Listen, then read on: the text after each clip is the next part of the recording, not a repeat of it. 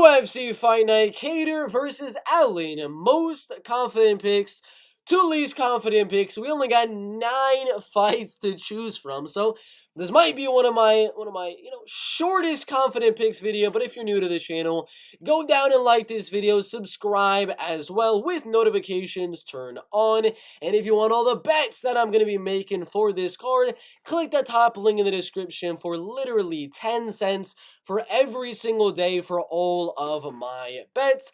And if you want $125 just to be straight up given to you, click the second top link down below in the description to sign up for BetUS. You put $100 in, you get $125 absolutely for free. You can put $100 in, get the $125 for free, bet a few times and get your money right out. It's as simple as that. It is free money. Click the links down below. With that being said, let's get in to the confident picks.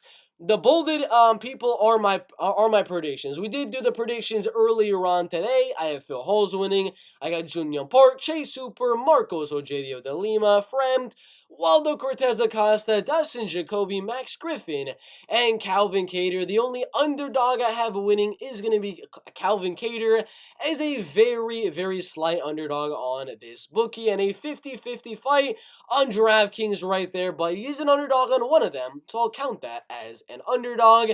But as for confidence, we're going to start from the bottom, go to the top, as we usually are doing. So Phil Hall's first one of the night, not going to be too confident, guys. 55% for Phil Hall's to start the card. This is 100% going to be a slight lean on this UFC fight card, because guess why? Phil Hall's throws more volume on the feet. He has, I would say, better wrestling than Roman Dolidze, but Roman does have the jiu-jitsu advantage. So with that, Phil Hall's could mix in some takedowns, or he could use his wrestling advantage to make it a striking fight where, yes, Phil has the volume advantage, which is why I think he's going to win. But Roman has very good power. Starched Kyle Dawkins in the last fight. Phil Hall's has good striking, good volume, but he got starched by Chris Curtis in his only most recent loss inside of the UFC. So there's a live possibility for Roman Dolidze to get an underdog KO TKO. So for that, I'm going to give Phil Hall's only 55%. It is a very close fight. Junior Park, we're going to have him pretty high up. I actually would give him confident pick category, you know? Junior Park is going to be a confident pick. Phil Hall's is going to be a slight lean. Phil Hall's slight lean, that's pretty obvious in my opinion. But Junior Park, the reason I'm actually going to make Junior Park a confident pick is because Joseph Holmes lost to, you might remember the name. You might just immediately remember the name I'm about to say.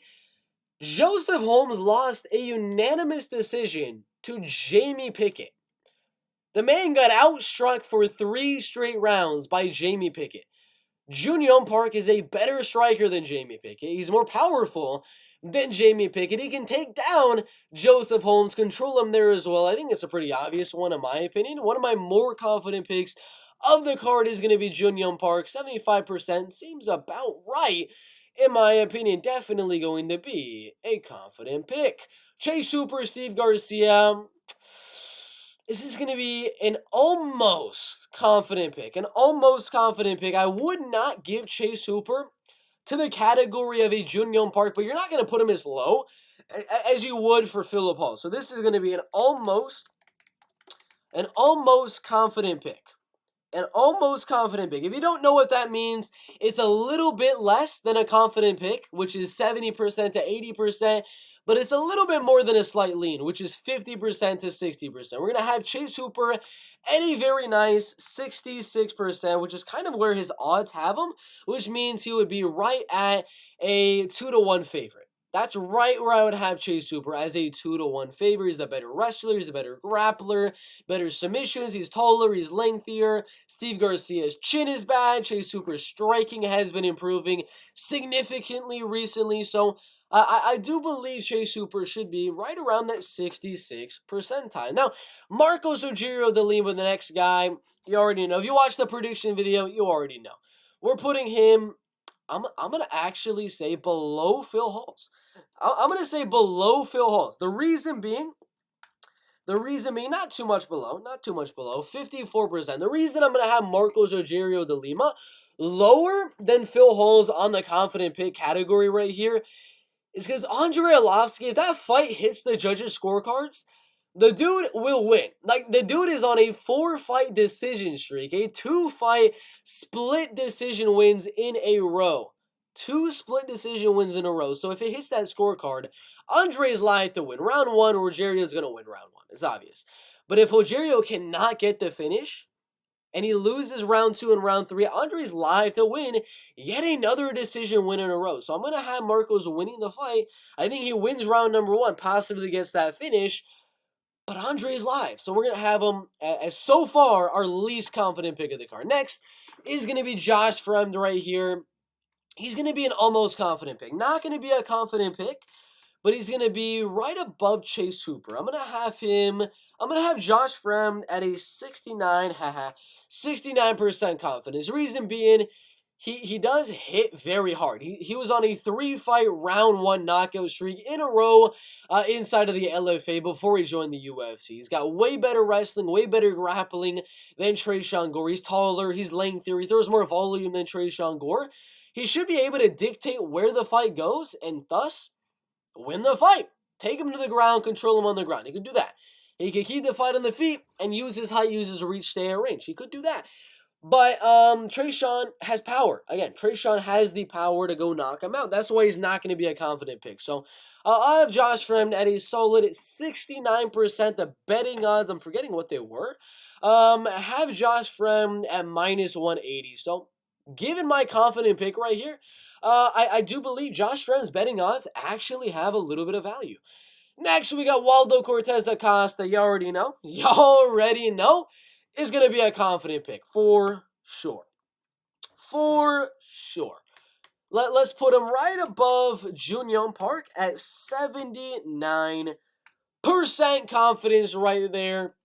79% confidence for Waldo Cortez Acosta. The man's going to win this fight. The man hits harder. He throws more volume. I believe he's also taller and lengthier than Jared Van Der. I could be wrong on that one. But Jared's on a 4-fight losing streak. He got knocked out by Chase Sherman, for God's sake. Come on. He's going to lose this fight to Waldo Cortez Acosta. I got very good reason for Waldo being, so far, my most confident pick of the card. 79% seems fair, in my opinion. Dustin Jacoby, this one, you know what? I don't feel comfortable putting Jacoby as a confident pick. I don't feel comfortable putting him as a confident pick, but he's right there. 69.9%. I cannot give myself the credibility to put Jacoby as a confident pick, given that Khalil Roundtree is just so gosh dang unpredictable and can go out there and just get the most random finishes. You never know with a guy like Khalil Roundtree. So we're going to put Dustin Jacoby as my most confident, almost confident pick of the card. A little bit more, we'd have him as a confident pick, but Khalil Roundtree's unpredictability makes me a little bit iffy of putting him as a confident pick. Tim Means, Max Griffin, you already know. We're putting him as a slight lean, for sure. Way at the bottom.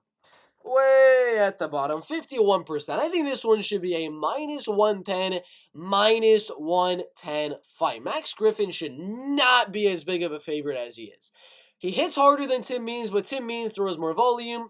They both have pretty even wrestling and grappling. Thus, do you value the volume? Do you value the power? That's what it comes down to. The judges, I think, are going to have a very, very controversial decisions on their hand. A 29-28 split decision will not surprise me. I think this one could go either way. So, hence, I'm giving it a 51% for Max Griffin. No confidence there. No confidence at all. And the last guy we got on the list is going to be my guy, Calvin Kattar. I feel pretty good about him. Not enough to be a confident pick. Not too low to be a slight lean, but we will have him as my lowest, almost confident pick of the card. He's going to be right at 61% confidence right there. 61% confidence on the confident picks. The reason I'm going to have him right there is because, again, cardio is better. He's been in 5-round fights before. He looked amazing round 3, round 4, round 5. Against Giga Chikadze, he looked unstoppable in those later rounds. Yeah, we can talk about Max Holloway, but Max has that cardio as well to match Calvin Kattar, and he's just a far superior striker. Arnold, no, that's not the case. Arnold is not as good of a striker as Calvin Kattar. He might be faster, he might be a little bit better early on in the fight, but later on in the fight, once they start to get a little bit tired, that's where Calvin's really going to start to mix in his combinations, put on the pressure, put on that volume on Arnold Allen, and there's not going to be any takedowns later on in the fight because of all the sweat. So I think Calvin Kattar is going to win those later rounds. 61% seems good. Minus 110. Minus 110 for Calvin Kattar seems like a steal in my opinion. Minus 109. They have him as the underdog right there. I think that makes...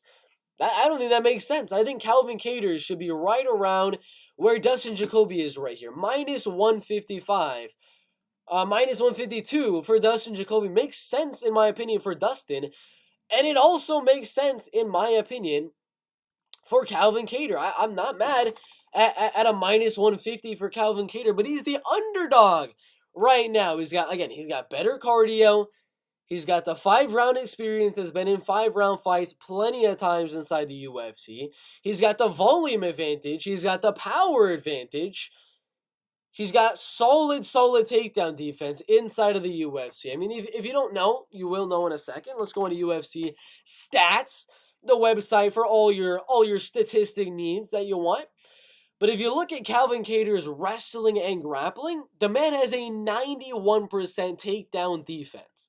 91%. The last time he got taken down was Zabit Magomed Sharipov. That's the only time. And how long did Zabit hold him there? 52 seconds. He was 25% on his takedowns and only held him there for 52 seconds, ladies and gentlemen. If Zabit is having trouble holding him down, he could not take him down in the early rounds, even when they were not sweaty, even when they were not too sweaty. I mean, they were fresh. They were unsweaty in round number 1, round number 2, and still Zabit was unable to get the takedowns in round 1, round 2. Got a takedown in round 3, did nothing with it, and Calvin still ended up winning round number 3 and winning that fight. Same thing's going to be said here with Arnold Allen. If Zabit can't take him down and hold him there, Arnold won't be able to. And if that's the case, it'll be a striking match where, guess what? Calvin's the better striker. 5 rounds, he throws more volume. Y'all can see right here, the man lands 2 more strikes per minute than Arnold Allen. 2 more strikes per minute than Arnold Allen right there. Yeah, Arnold can land some takedowns every now and then. Landed 2 takedowns on Sadiq Yusuf right there. Cool. But he's not going to land too many takedowns on Calvin. And if he does, he's going to get right back up. Seems like a pretty obvious pick. But there is still that chance that, Arnold could mix in some takedowns there, possibly. He might land a little bit more volume on the V8. You never know. It's featherweight. The smallest little things that you can do in a round, you land a good shot that's going to clip Calvin, you could win the round. So we're not going to have him super high on the confident pick right there, but 61% makes sense for all the reasons I just said. Those are the confident picks. Like and subscribe. We'll see you in the next one. Let's go.